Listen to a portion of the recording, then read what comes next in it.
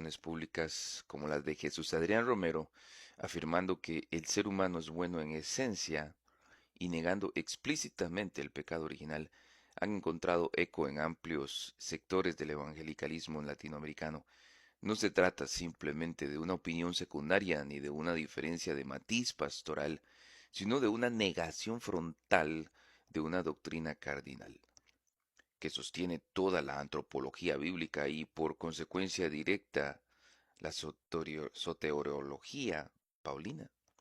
Negar el pecado original y especialmente la imputación del pecado de Adán no es exaltar al hombre, sino desarmar el Evangelio. Pues si el hombre no cae realmente en Adán, entonces tampoco puede ser realmente justificado en Cristo. La cruz deja de ser necesidad ontológica y pasa a ser solo un recurso pedagógico o moral. ¿Quiénes niegan total o parcialmente el pecado original? Bueno, todo comenzó con Pelagio, una herejía histórica, el pelagianismo. El hombre nace moralmente neutro o bueno según el pelagianismo. El pecado de Adán fue solo un mal ejemplo. Condenado por la Iglesia antigua en el Concilio de Cartago en el 418, toda la Iglesia, obispos, pastores realmente cristianos se congregaron para estudiar tales posturas y fue condenado el pelagianismo. Fue descrito como herejía. Posteriormente, testigos de Jehová, los ruselistas, niegan la culpa imputada, niegan el pecado original, afirman imperfección heredada, no condenación federal o pactual, y rechazan Romanos capítulo 5 en ese sentido forense o pactual. También los mormones. La caída fue positiva y necesaria según ellos. Los niños nacen inocentes, o sea, sin pecado, según ellos. El pecado es solo acto consciente voluntario para ellos. Pero no solamente estos herejes niegan el pecado original, sino también los adventistas del séptimo día afirman naturaleza caída nada más. Generalmente niegan la culpa imputada de Adán y rechazan la depravación clásica, la depravación total clásica. Y lamentablemente, hermanos arminianos y bautistas, algunos aceptan corrupción heredada, niegan la imputación forense o pactual, introducen gracia preveniente para restaurar la capacidad. Esto incluye bautistas del free will y sectores del bautismo tradicional. ¿Quién fue también Fausto Socino? Fausto Socini, que nació en 1539-1604, fue una persona antitrinitaria radical, negó la deidad eterna de Cristo, rechazó la expiación penal sustitutiva, negó explícitamente el pecado original, la culpa imputada y la depravación humana, enseñó salvación por imitación de Cristo, obediencia, en otras palabras, una salvación por obras, sin fe, sin gracia, sin Cristo. En su sistema, Cristo no es sustitutivo, sino nada más un maestro ético, y la cruz no satisface la justicia divina, simplemente ejemplifica el amor. Ellos, los socivianos, construyeron un catecismo, el Catecismo Racoviano de 1605, documento oficial del socianismo polaco. Ellos afirmaban que Adán solo se dañó a sí mismo, que el pecado no se hereda, que los hombres nacen moralmente capaces, que la muerte no es penal, sino natural. Esto es pelagianismo racionalista, siglo antes de este liberalismo moderno. Aquí es necesario decirlo con claridad pastoral. Sí, existen bautistas que niegan la imputación del pecado de Adán, aun cuando confiesan una naturaleza inclinada al mal. Esto no es bautismo histórico, sino una desviación moderna. La Iglesia entendió algo crucial. Si el hombre no cae realmente en Adán, entonces Cristo no es realmente necesario como sustituto. Por ello, las confesiones reformadas respondieron con lenguaje deliberadamente preciso, afirmando no sólo que heredamos corrupción, sino que la culpa del pecado de Adán fue imputada a toda su posteridad. Esto fue polémica innecesaria, perdón, no fue polémica innecesaria, sino más bien fue amor pastoral. La iglesia entendió algo crucial. Si el hombre no cae realmente en Adán, entonces Cristo no es realmente necesario como un sustituto. Por ello, nuestras confesiones traen un lenguaje deliberadamente preciso. Hermano, la confesión que nosotros tenemos tiene un vocabulario, una narrativa precisa, porque los socinianos estaban influenciando el cristianismo. Y ellos dijeron, esto es un problema teológico y hay que defendernos de eso, de esas herejías, que no eran modernas. Entonces, la culpa del pecado de Adán fue imputada a toda su posteridad. Eso es lo que creemos. Y el hecho que se defendiera estas cosas en la confesión de fe, como lo vamos a ver al final, fue por amor pastoral. Fue por amor pastoral. Veamos entonces el fundamento bíblico para defender la doctrina del pecado original. Vayamos entonces a Romanos capítulo 5, verso 12.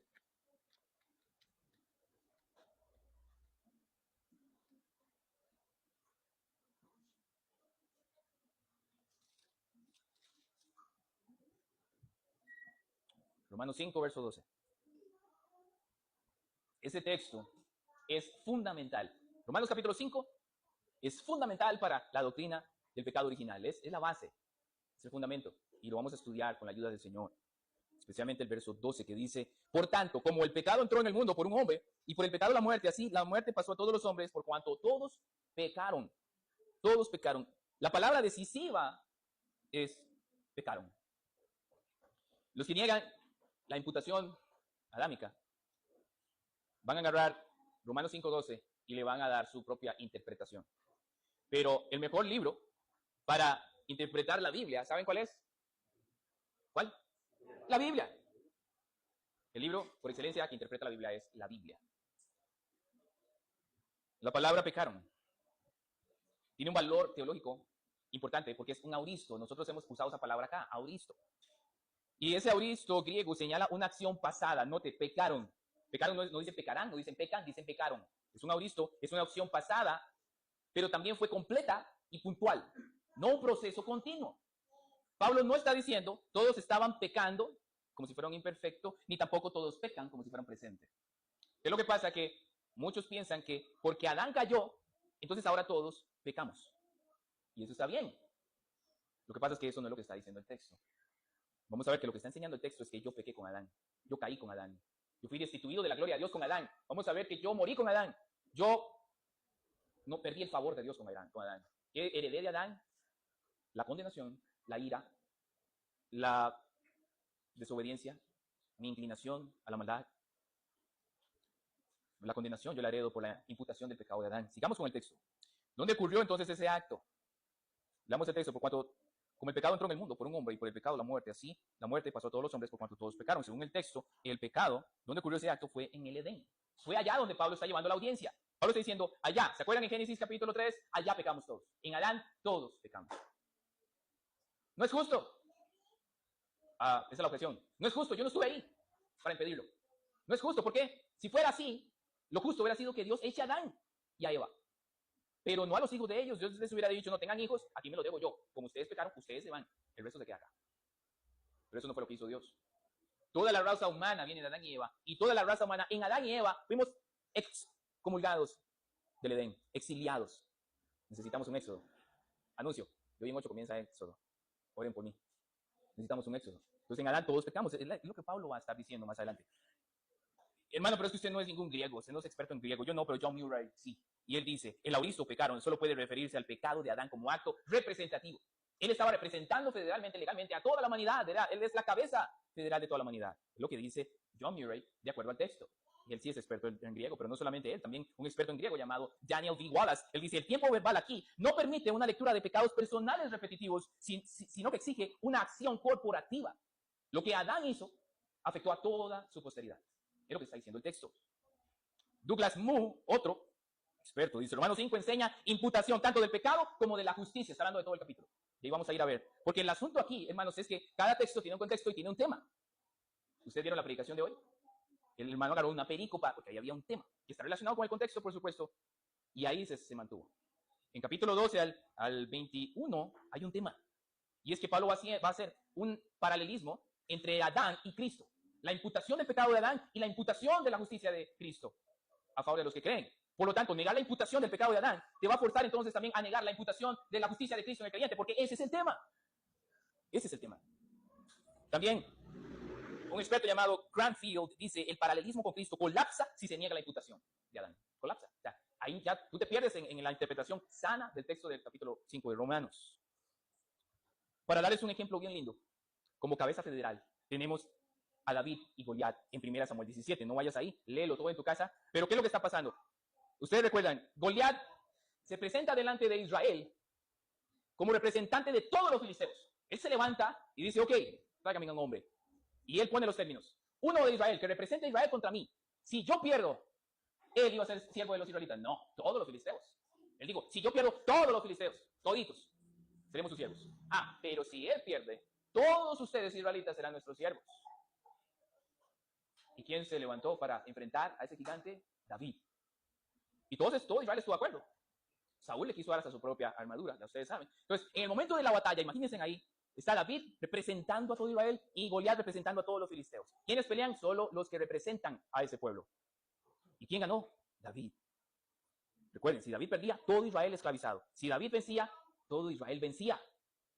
¿Y qué pasó? David venció. Todo Israel venció por David. Y todo Filistea perdió por Goliat.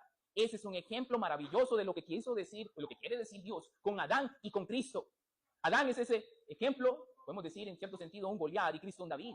En Goliat, o sea, en Adán, todos perdimos. Todos, la pérdida, la desobediencia de Adán se heredó a toda la humanidad. Porque él estaba ahí representando como cabeza federal, pactual, federal, ¿verdad? A toda la humanidad. El punto de Pablo es Cristo, entonces viene a ser ese David, ese segundo Adán, esa cabeza federal pactual que viene a representar bien a los que creen en él. Y entonces, como Cristo venció y ganó, nosotros heredamos en Cristo ropas nuevas, justicias, vida eterna, restauración. En Cristo recuperamos lo que perdimos en el Edén. Que perdimos comunión con Dios, en Cristo la recuperamos. No teníamos gracia, sino ira. En Cristo tenemos la gracia y el favor de Dios. Perdimos obediencia hacia Dios y nuestra naturaleza se inclina a la maldad. En Cristo, nuestros afectos, nuestra naturaleza es restaurada. Recibimos otra naturaleza, otros afectos para ahora ir en pos de Dios, amar a nuestro Dios. Todo restaurado en Cristo. Eso es lo que Pablo quiere enseñar en Romanos capítulo 5. Un paralelismo entre ese Adán como cabeza federal y ese Cristo. Entonces, en Adán, todos comimos del fruto. Pero en Cristo, todos morimos en la cruz. Y todos venimos a vida nueva. Pero no es justo. Volvamos al mismo argumento de ellos. No es justo. ¿Cómo? Si yo no estuve ahí. ¿Por qué el pecado de Adán es imputado a mi cuenta? ¿Por qué desde que nazco soy digno de la condenación y merecedor de la condenación de Dios? ¿Por qué si no estuve ahí? Bueno, hágale la pregunta a la cruz. ¿Por qué recibes justicia si usted no estuvo en la cruz? ¿Por qué? No es justo eso tampoco. No es justo que sea salvo porque usted no fue a la cruz a recibir el pago, la ira de Dios. Que nadie la puede soportar en una cruz. Entonces esa es la respuesta. Ese es el asunto. Recibimos racionalmente, alguien diría, no es justo que yo sea condenado por la imputación del pecado de Adán a mi cuenta, pero tampoco es justo que Cristo me dé vida eterna, gracia, perdón, por pura misericordia. Es misericordia, no es justicia. Nadie se gana la salvación. Entonces, toda la humanidad está caída en Adán. ¿Por qué el mundo está mal? Porque todos murieron en Adán. Porque todos pecan, porque todos pecamos en Adán. Porque heredamos la corrupción de Adán. Por eso todo niño nace pecador. En maldad me concibió mi madre, dice el Salmo 51, creo que es el verso 5. David no está culpando a la mamá. Está diciendo, yo desde que el vientre de la madre vengo pecador, digno de toda condenación por la imputación del pecado de Adán en mí. Soy culpable en Adán. Hay una consecuencia inevitable. Sin imputación de Adán no hay imputación de Cristo. Entonces, veámoslo, hermanos, en el verso 18, por favor. Así que, como la transgresión de uno vino la condenación a todos, ven ahí la imputación. Por la transgresión de Adán, todos son condenados. En el sentido legal, ¿hay alguien inocente? Nace o desde el vientre. ¿Hay alguien inocente? En el sentido federal, legal, pactual, no. No, Romanos 3:23, por cuanto todos pecaron y están destituidos de la gloria de Dios. Ahí sí podemos interpretar todos como lo haría un arminiano. ¿Todos? Sí, todos. Sí, mi amado arminiano, toditos. Todos pecaron. Desde el anciano hasta el que está en el vientre materno. Todos pecaron. Y nacen y están destituidos de la gloria de Dios. Eso heredamos por Adán. Nuestra cabeza federal, nuestro representante, en ese sentido ilustrativo, ese Goliat. Perdimos en Adán todo. Pero en Cristo lo tenemos todo. ¿Ves? Entonces sigue diciendo el texto, así como por la transgresión de uno vino la condenación a todos los hombres, de la misma manera por la justicia de uno vino a todos los hombres la justificación de vida. Ese es el punto de Pablo. Y Pablo está hablando del evangelio a los romanos. Y se está explicando la salvación por gracia. En el capítulo 1, 2 y 3 ya ha hablado con detalle que no hay justo, no hay uno, no hay quien entienda, no hay quien busque a Dios, todos se desviaron, a uno se hicieron inútiles, no hay ni siquiera uno. Eso es lo que heredamos de Adán, nuestra naturaleza, en Adán. Entonces Pablo está diciendo, Adán como cabeza federal nos condenó a todos por su pecado. Esa es la imputación forense en la que heredamos en Adán. En Adán todos están condenados, pero de la misma manera, vean la gracia y la misericordia de Dios mostrada en Cristo. De la misma manera, por la justicia de uno, Cristo, nuestro segundo Adán, nuestro representante legal, pactual, federal, forense, vino a todos los hombres, la justificación de vida. Esa es la gracia. Ese es el mensaje que debemos dar a las personas. Mira, estás en condenación. Antes me encantó de la predicación algo, que el pastor Diego 2 veces se dirigió a los niños. Y oren por mí para que yo también tenga ese buen hábito ahora que retomo eso. Niños, ustedes, se les está diciendo, son pecadores de nacimiento, porque Adán, su padre, su representante legal, pecó y falló. Él nos representaba a todos, niños. Pero la buena noticia es que en Cristo tenemos otro representante. En Él ahora somos salvos por gracia, por misericordia. ¿Qué argumento más lindo, maravilloso es ese, hermanos? Entonces, ven la importancia del pecado original. Alguien que niegue el pecado original con todas sus implicaciones no está entendiendo la salvación por gracia y misericordia, porque son paralelos. Ese es el punto de Pablo en Romanos 5. Hay un paralelismo entre Adán y Cristo, y es maravilloso. Es de gozo, hermanos. De eso se trata el pecado original, la imputación del pecado de Adán en todos los hombres, por imputación. No entender esto destruye la justicia pactual, destruye la justificación forense, que es la piedra angular del Evangelio. Es entender el nuevo pacto. O sea, destruye todo, las bases de esto. El que no lo entiende termina, aunque no lo quiera, aceptando salvación por obras. En cierto sentido, por más bautista que diga ser, o arminiano, lo que sea. Dice Efesios 2:1, estabais muertos en vuestros delitos y pecados. Porque en Adán todos mueren, dice 1 Corintios capítulo 15, que es otro texto que no lo vamos a ver por causa de tiempo. En Adán todos mueren. Aquí dicen que todos pecamos en él, en 1 Corintios 15, en Adán todos mueren. Y así nace todo ser humano. Todo ser humano nace destituido de la gloria de Dios, nace muerto espiritualmente. Entonces, nadie merece la vida eterna. No entender o negar el pecado original es un error, no es un error hermenéutico, ni exegético, ni académico menor. Es grave. Es un velo que oscurece la cruz, como dijo alguien. Cuando el hombre es visto como bueno en esencia, como dijo el hereje Jesús Adrián Romero, como dicen algunas personas, el ser humano es bueno en esencia, los psicólogos, como ya lo hablamos en la introducción, lástima que no quedó en la grabación. ¿Es bueno? No, es malo. Cuando el hombre es visto como bueno en esencia, Cristo entonces deja de ser un sustituto necesario y pasa a ser nada más una opción, un camino más para Dios. Estaban muertos en delitos y pecados, dice Efesios 2:1. Solo los muertos necesitan resurrección. Solo los culpables necesitan justificación. Solo los caídos en Adán pueden ser levantados en Cristo, como dijo alguien. Ahora, ¿qué decimos nosotros con respecto a eso? En el capítulo 6 de la Confesión Bautista de Fe de Londres de 1689, a la cual nosotros nos hemos adherido, así es como nosotros expresamos esto en el capítulo 6, párrafo 3. Siendo ellos la raíz de la raza humana, Adán y Eva. Se imagínense en un árbol, ¿verdad? El árbol es árbol, lo que tú ves por fuera es por la raíz, ¿cierto? De ahí se nutre el árbol, de ahí da fruto el árbol. Toda la raza humana viene a dar ese fruto que acabamos de explicar, porque la raíz son Adán y Eva. En Adán. Y estando por designio de Dios en lugar de toda la humanidad, ahí está la parte representativa, la cabeza federal, la culpa del pecado, entonces, fue imputada, así lo decimos nosotros. Gracias, hermano Oliver. Capítulo 6, párrafo 3. No, hermano, más bien muchas gracias. Eso es importante, porque ahí pueden leer lo que nosotros creemos y cómo estamos de acuerdo en que lo podemos expresar. La culpa del pecado fue imputada. Y la naturaleza corrompida, transmitida a toda la posteridad que descendió de ellos mediante generación ordinaria. O sea, toda la generación que nace en Adán nace culpable. Por el pecado de Adán, todos somos culpables. Él nos representó. Si él hubiera vencido, todos vencemos en él. Es que ese también es otro argumento. Si Adán, a quien se le dio la ley positiva de no comer del árbol del bien y el mal, de la ciencia del bien y el mal, si él hubiera obedecido, nosotros estuviéramos ahí, sin merecerlo. ¿Quién merece eso? Y todo porque Adán, a quien se le dio esa ley, la estuviera guardando, pero no lo hizo. Siendo ahora, dice el texto, concebidos en pecado, ¿quién dijo eso? David. Salmo 51, verso 5. 4 y 5, aquí está. Y por naturaleza, hijos de ira, ¿quién dijo eso? Pablo. Romanos capítulo 1, 2 y 3. Siervos del pecado. ¿Acaso Jesús no dijo eso? El que hace pecado es esclavo del pecado. Sujetos a la muerte, Efesios 2:1. Y también Romanos 3:23, por cuanto todos pecaron y están destituidos de la gloria de Dios, porque la paga del pecado es la muerte. Una refutación para los infantes que defienden el tema de la infancia. Es un tema muy emocional y por eso mucho les cuesta. Pero ¿por qué un niño que conscientemente no ha pecado muere a los 3 meses, 4 meses? ¿Por qué muere? La paga del pecado es la muerte. Que no es inocente, no tiene autojusticia, no tiene justicia propia, recibió la condenación de Dios. Por eso muere. Todos morimos porque pues, es la paga del pecado. ¿Para qué vino Cristo? Para que nosotros no muramos. ¿Ustedes recuerdan el catecismo de Heidelberg? Los que no lo han visto lo pueden ver, ahí es precioso. De hecho, ellos enseñan la imputación de Adán ahí, la vemos de manera implícita. Pero cuando Cristo venga, si viniera en ese momento, nosotros no moriríamos. ¿Por qué? Si todos merecemos la muerte. Porque Cristo ya pagó el precio. Algunos no gustarán la muerte, dice Pablo. Si Cristo viniera, nosotros no tenemos que pasar por ese trago raro, misterioso, del pasar de este umbral al umbral eterno. ¿Cómo se experimentará la muerte? ¿Ustedes no piensan en eso? Yo sí. Piensen en eso, de verdad, porque qué lindo es pensar en eso, en ese paso que daremos a la eternidad. Conecte su mente con eso. No moriríamos si viene Cristo por su iglesia y nos arrebata, porque Cristo ya murió por nosotros. ¿Y por qué entonces cristianos mueren? Si ya Cristo pagó toda la condenación. Porque es la forma en que Dios nos lleva a su presencia.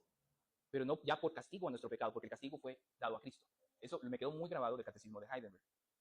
Entonces, sigue diciendo el párrafo, y a todas las demás desgracias espirituales, temporales y eternas, a no ser que el Señor Jesús los libere. Precioso.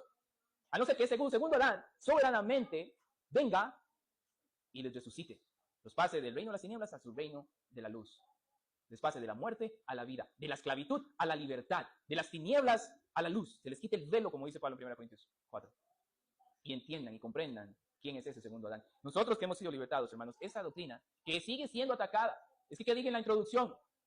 Lástima que no quedó grabado. ¿Qué dijimos en la introducción? No importa, repasémoslo. El pelagianismo empezó con esa herejía. El hombre nace moralmente neutro o bueno. ¿Qué dicen los testigos de Jehová? Lo mismo, niegan la culpa imputada y son herejes. Todo cristiano verdadero sabe que un testigo de Jehová, un lucerista, es hereje. Que Pelagio y todos los cristianos de esa época en el concilio de Cartago dijeron que Pelagio fue un hereje. Todos los verdaderos cristianos de esa época y no era una iglesia papista. Los adventistas del séptimo día, como dijimos, afirman que en Adán simplemente hay una naturaleza caída y generalmente niegan la culpa imputada de Adán y rechazan la depravación clásica. Y finalmente vimos también a Fausto Socino, contemporáneo con los reformadores que iban a surgir, y gracias a él y a sus doctrinas heréticas antitrinitarias, quien negaba la imputación del pecado, el pecado original y la depravación humana, gracias a él, los reformadores, los verdaderos bautistas que surgieron, y de ahí nos apodaron bautistas, ellos redactaron eso. Fue en defensa de esa herejía. Y hoy, hombres como un hereje como Jesús Adrián Romero, se atreve a decir algo que ataca la raíz del corazón del evangelio. ¿Eso qué quiere decir? Que ese hombre probablemente no ha nacido nuevo y es un anticristo. Casi que un anticristo. Se han levantado muchos anticristos. Porque negar la imputación del pecado de Adán, según Romanos capítulo 5, es negar también la imputación de la justicia de Cristo a mi cuenta. O sea, salvación por gracia. Amén.